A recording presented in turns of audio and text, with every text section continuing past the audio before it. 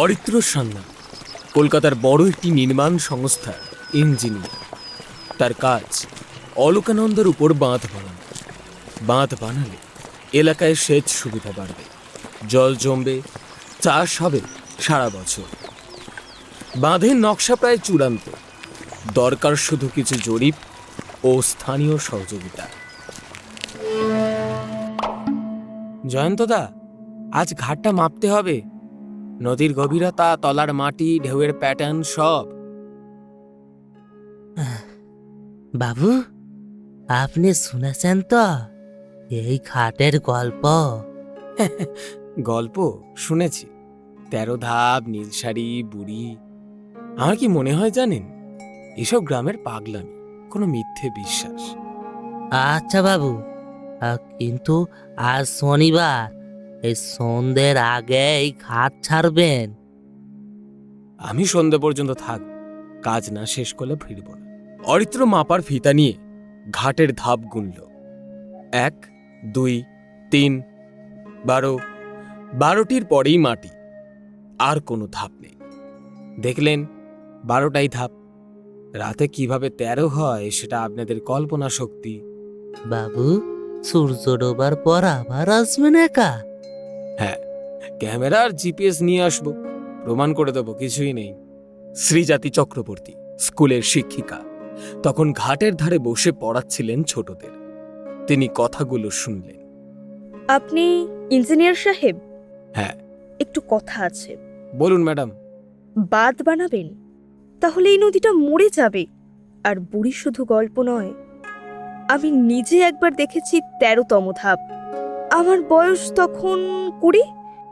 সেই রাতের পর থেকে আমি নদীর ধারে রাত কাটাইনি। কি দেখেছিলেন? নীল আলো আর একটা হাত, শুধু হাত আমাকে ডাকছিল। আমি দৌড়ে পালিয়ে গিয়েছিলাম। ম্যাডাম, স্ট্রেস বা হ্যালুসিনেশন হতে পারে তো। আচ্ছা সাহেব, যান, কিন্তু আমার কথা মনে রাখবেন, নদী কারোর বউ নয়। সরলেও দেয়, আবার গিলেও নেয়। সন্ধ্যা ঘনিয়ে এলো। গ্রামের লোকজন ঘরে, অরিত্র একা। জয়ন্ত মাঝি বারবার ফোন করেও তাকে ফিরতে বললেন। অরিত্র ফোন রেখে দিল। ঘাটের ধাপে বসে সে ল্যাপটপ খুলে জরিপের হিসেব করছে। হঠাৎ, কি ব্যাপার? মোবাইলে ঘড়ি বন্ধ হয়ে গেল। 6:30 বাজে, কিন্তু এখনো তো হালকা আলো আছে। সে ধাপ গুনতে গেল। 1, 2, 3, 10, 11, 12। 12র পর আরেক ধাপ, 13। এটা কিভাবে? দিনে তো ছিল না। সে সিঁড়ি বেয়ে নামল। তারপরেই শুরু হলো আসল খেলা। 13তম ধাপে দাঁড়াতে নীল শাড়ির বুড়ি, চোখ দুটো জলজল করছে, গায়ে জল, গায়ের নিচে কোনো পা নেই, যেন জলের উপর ভাসছে। বাঁধ বানাবে বাবু?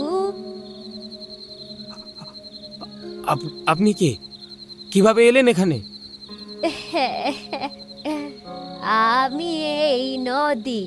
তুমি যদি বাঁধ বানাও, আমার এই ঘাট, আমার বুকের সব জল, মাছ, কাছি, ডুবুরিরা সব তলিয়ে যাবে। আপনি জলপরি? এটা কি কোনো সিনেমা? স্পর্শ করো, তাহলেই বুঝবে সিনেমা নাকি সত্যি। আপনার হাত তো বরফের মতো ঠান্ডা। শোন বাবু, বাঁধের নকশা পাল্টা, নদীকে মারিস না। জলের পথ বন্ধ করলে সেটা রক্ত হয়ে ফিরে আসে। আমি তো কর্তৃপক্ষের হয়ে কাজ করি, নিজের ইচ্ছা মতো বাঁধ সরাতে পারি না। তবে জানিয়ে দে, নইলে কাল বৈশাখী আসবে, আর তুই থাকবি আমার ঘাটে, আমার পাশে।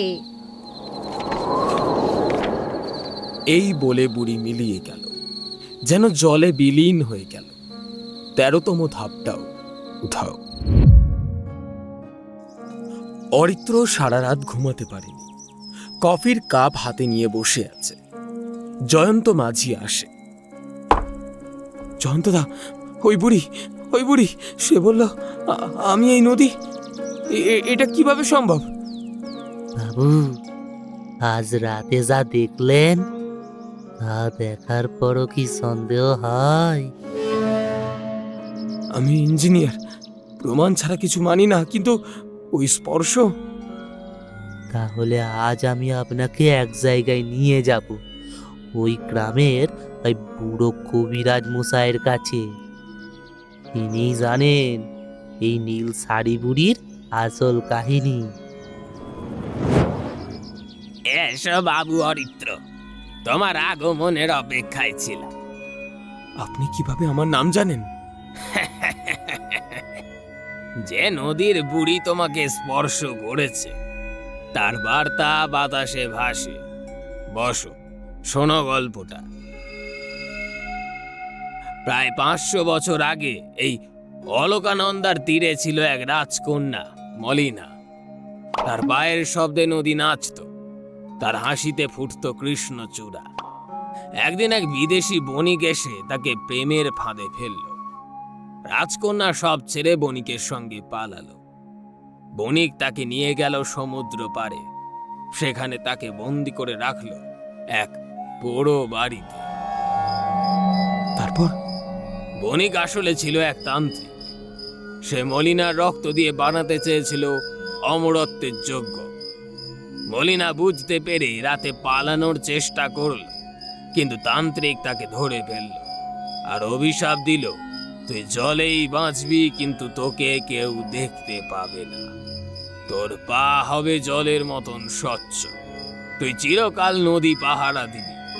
আর প্রতি শনিবার যেদিন তোকে বন্দি করা হয়েছিল, সেদিন তুই ঘাটের 13তম ধাপে দাঁড়িয়ে মানুষকে সাবধান করবি। যে বাঁধ বানাতে আসবে তুই তাকে পথ দেখাবি। কেউ না শুনলে তুই তাকে নিজের মতন করে নিবি। মানে এই অভিশাপের কারণে তিনি বাঁধ বানাতে দেন না? না বাবু, কারণ তিনি নদীকে ভালোবাসেন, আর নদীকে বাঁচাতে গিয়েই তিনি নিজেও বন্দী। তুই যদি বাঁধ বানাও, নদী মরবে। আর নদী মরলে শুধু সে মরবে না, বরং হয়ে যাবে জলপিশাচ। তখন শুধু বাঁধ নয়, পুরো গ্রাম ডুবে যাবে। আমি এটা প্রতিবেদনে লিখবো কিভাবে? জলপরীর অভিশাপ লিখলে আমাকে পাগলাগারদে পাঠিয়ে দেবে। লিখবে হাইড্রোলজিক্যাল ইমব্যালেন্স, নদীর প্রাকৃতিক প্রবাহে বিঘ্ন, পরিবেশগত বিপর্যয়। সত্যিটা তুমি জানো, কিন্তু বাইরের জগতে দরকার প্রমাণ। নদীর কথা শোনারও একটা প্রমাণ আছে, সেটা হলো বিপর্যয়। কাল বৈশাখী আসার আগে সাবধান করো। ধন্যবাদ কবিরাজ মশাই, আমি বুঝতে পেরেছি। এবার কি বিশ্বাস হলো বাবু? হ্যাঁ, কিন্তু বিশ্বাসের চেয়েও বড় ব্যাপার হলো আমার দায়িত্ব। আমি ভুল প্রজেক্টে হাত দিয়েছিলাম, এখন ঠিক করব। অরিত্র কবিরাজের কাছ থেকে ফিরে সেদিনই রিপোর্ট লিখতে বসে। সে জয়ন্ত মাঝি ও শ্রীজাতিকে সব বলল। প্রথমে তারা অবাক, তারপর স্বস্তি পেল। অবশেষে একজন বাইরের মানুষ বিশ্বাস করল। বাবু, আমি ছোটবেলা থেকে জানি, কিন্তু কেউ শোনে না। আপনি এখন কি করবেন? আমি রিপোর্ট লিখব, কর্তৃপক্ষকে জানাবো এখানে বাঁধ বানানো উচিত নয়। আপনার চাকরি যাবে জানেন তো? জানি, কিন্তু নদী মেরে আমি কাজ করতে পারবো না। অরিত্র পরদিনই দীর্ঘ ইমেল ও প্রতিবেদন জমা দেন। বাঁধের স্থানান্তর বা প্রকল্প বাতিলের সুপারিশ করল। স্যান্নাল, তুমি কি পাগল হয়েছো? এই বাঁধের স্থান পরিবর্তনের সুপারিশ কেন? ওই স্থানীয় নদী সংস্কৃতির কারণে? এটা কি কোনো ইঞ্জিনিয়ারিং ল্যাঙ্গুয়েজ? স্যার, আমি জরিপ করে দেখেছি, ওই জায়গায় বাঁধ বানালে বর্ষার জল উঠবে না, বরং উজানের জল কেটে যাবে, লবণাক্ততা বেড়ে যাবে, মাছ মরবে, মানুষ স্থানচ্যুত হবে। আপনার প্রমাণ কি? কোনো এনভায়রনমেন্টাল ইম্প্যাক্ট অ্যাসেসমেন্ট রিপোর্ট দিয়েছেন, নাকি ঘাটের বুড়ি দেখেছেন বলে এমন সিদ্ধান্ত?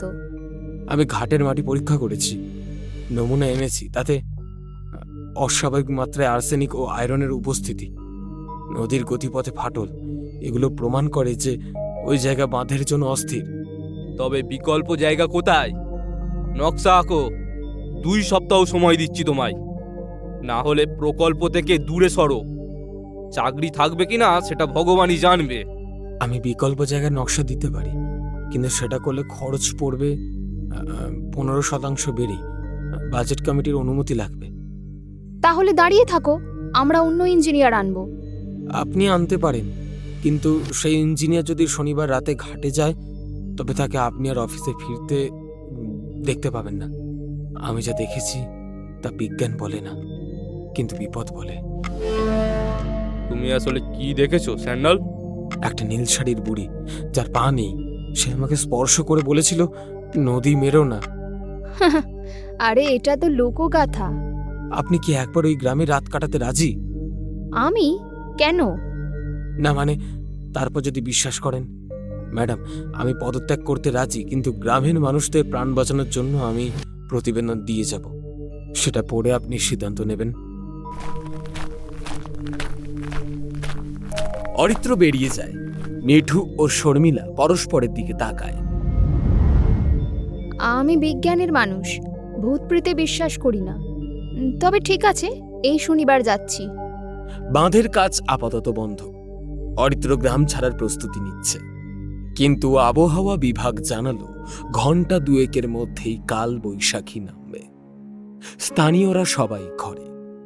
জয়ন্ত মাঝি অরিত্রকে বলল আজ রাতে কোথাও যেন সে না যায়। আমি ঘাটের শেষবারের মতো ছবি তুলতে চাই, তথ্যের জন্যে। বাবু পাগল হয়েছেন নাকি?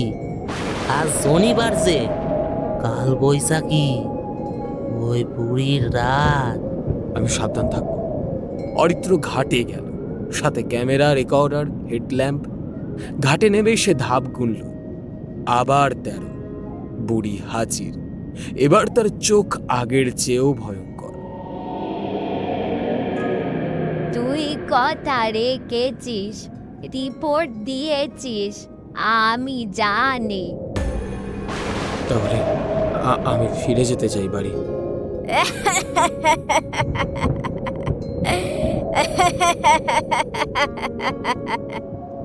না বাবু, তোর চাকরি গেছে, এখন তুই অন্য প্রজেক্টে যোগ দিবি, আবার নদী কাটবি। আমি পারবো না আর কারোর উপর ভরসা রাখতে। আপনি কি বলছেন? তোকে আমি নিজের কাছে রাখবো, নদীর তলায়। সেখান থেকে তুই যত্ন করবি নদীর, রক্ষা করবি তাকে। আমি তো মানুষ, আমি ডুবে মরবো। ডুববি না, বাঁচবি, কিন্তু অন্য রূপে।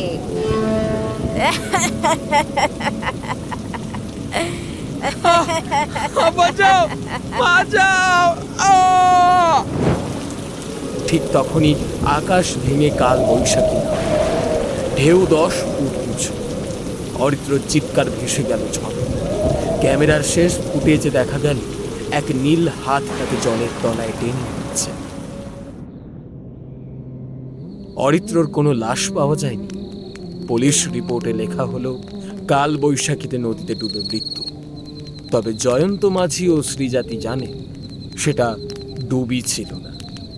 শর্মিলা নিজের চোখে দেখার সিদ্ধান্ত নিল। সে একাই এলো ছোট নিয়ে। রাত 9টা, ঘাটে আর কেউ নেই। আজ প্রমাণ করব সব ভ্রম।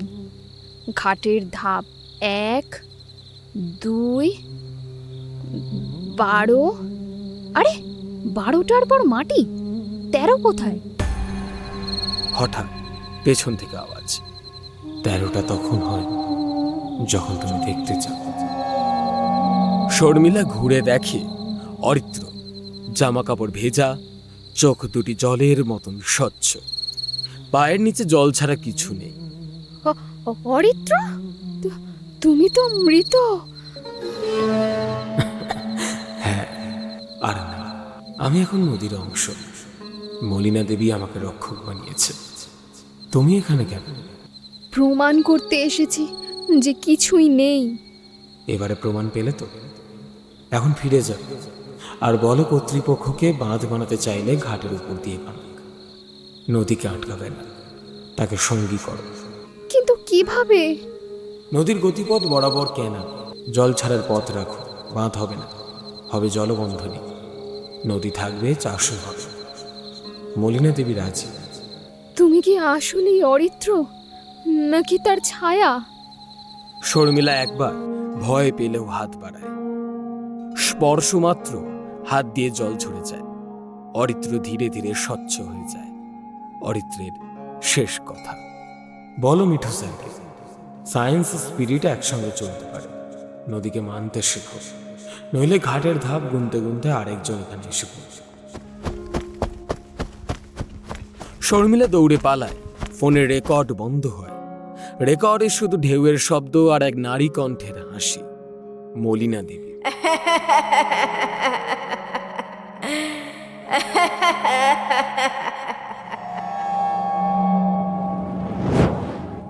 এক বছর পর শনিবারের রাত, শর্মিলা ফেরার পর কর্তৃপক্ষ বাঁধের নকশা বদলায়। জলবন্ধনী তৈরি হয়। নদী বাঁচে, গ্রাম বাঁচে। অলকানন্দা আগের মতোই বয়ে চলে, কিন্তু ঘাটের গল্প বদলায় না। প্রতি শনিবার এখন সেখানে দেখা যায় নীল শাড়ির মলিনা আর তার পাশে দাঁড়ানো অরিত্র। দুজনেই নদীর রক্ষক। একদিন জয়ন্ত মাঝি নৌকো বইতে গিয়ে দেখে ঘাটের ১৩তম ধাপে অরিত্র হাত নাড়ছে দাঁড়িয়ে। পাশে একটি ছোট্ট মেয়ে, তার গায়েও নীল কাপড়। কে কে তুমি মা? কে? আমি অলকানন্দার নতুন জলকন্যা। যেসব ইঞ্জিনিয়ার নদী বাঁচাতে চায় তারা আমার সঙ্গী হয়। তাহলে অরিত্র বাবু? আমি এখন শিক্ষক। যারা বাঁধ বানাতে আসে তাদের আমি সাবধান করি। কেউ শুনলে বাঁচে, না শুনলে সেও হয়ে যায় নীল পরিত্যাগ। সেদিন থেকে ছোটনীপুর গ্রামের ঘাটে আর কেউ শনিবার রাতে যায় না। কিন্তু ইঞ্জিনিয়ারিং কলেজের পড়ুয়ারা একবার করেই যায়, শুধু গল্প শোনার জন্য। কেউ কেউ ফিরে এসে নদী বাঁচানোর প্রকল্প নেয়, কেউ কেউ আর ফেরে না। আজ যদি কখনো অলকানন্দার ধারে যান, সন্ধ্যের আগে ঘাট ছাড়বেন, কারণ সেখানে এখন নীল শাড়ির বুড়ি আর এক ইঞ্জিনিয়ারের আত্মা পাহারা দেয় নদীকে। তারা আর ভুল করে না, তারা শুধু সাবধান করে। আপনারা যদি এই গল্প পছন্দ করে থাকেন তবে গল্পটিতে হাইপ করে দিন। চ্যানেলটিকে সাবস্ক্রাইব করে আমাদের পরিবারের সাথে যুক্ত হয়ে যান, আর গল্পটিতে লাইক করতে ভুলবেন না। আর মনে রাখবেন, প্রকৃতির সঙ্গে খেলা নয়। নদী জানে কিভাবে নদীর ঘাট বাঁচাতে হয়। ভালো থাকুন, সুস্থ থাকুন। দেখা হচ্ছে পরের ভিডিওতে।